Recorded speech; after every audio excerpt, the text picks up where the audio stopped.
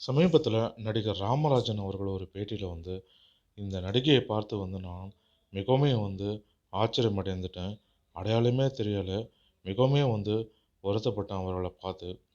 இந்த விஷயம் அவர்கள ரொம்ப பாதிச்சது. அதனால தான் இவர் இப்படி ஆயிட்டார்ன்னு மிகவுமே மனம் நொந்து பேசியிருக்கார். அந்த நடிகை வேறு யாரும் இல்ல.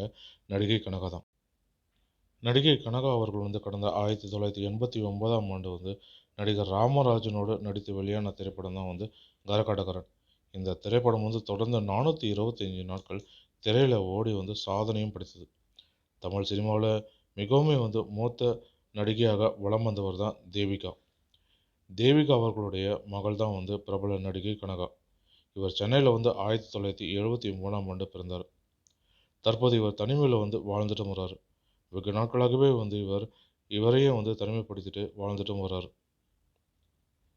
கலைத்துறையில இவர் வெறும் 11 ஆண்டுகள் தான் பயணித்தார்.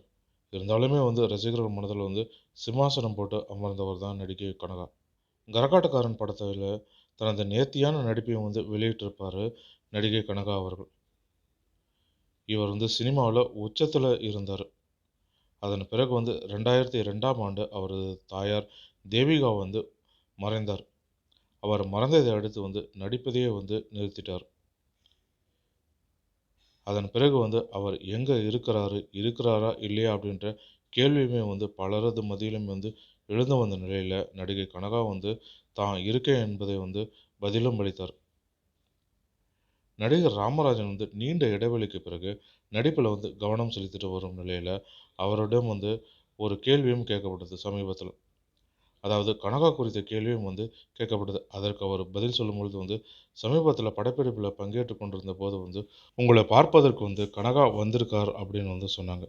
உடனே நான் ஆர்வத்தோடு எழுந்து போயிட்டு ஆர்வமாக சென்று அங்கு அமர்ந்திருந்த ஒரு பெண்ணிடம் கனகா எங்கே அப்படின்னு கேட்டேன்.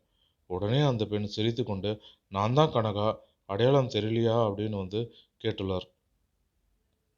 உடல் எடை அதிகரித்து, தலைமுடிக்கு சிவப்பு நிற டை அடித்து ஆளே அடையாளம் தெரியாம இருந்தாரு.